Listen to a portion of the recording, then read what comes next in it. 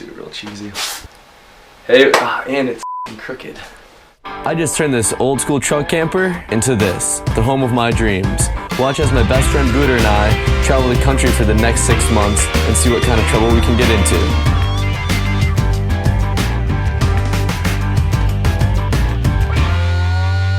Welcome to the Tiny Home Adventure. Anyways, hey, what's up? I'm Andrew Muse. I just bought this 1976 Dynacruiser that I'm gonna convert into an epic adventure mobile.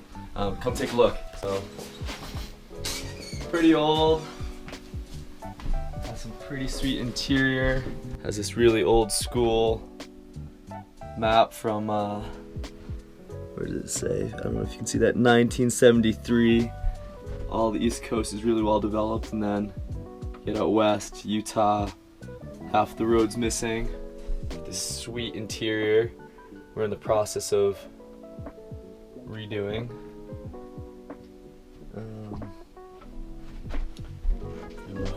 Working furnace, stove, water, all the lights here, obviously. Working refrigerator. We have this sweet bedding. I may have already crashed in here once, so that's why it's like that.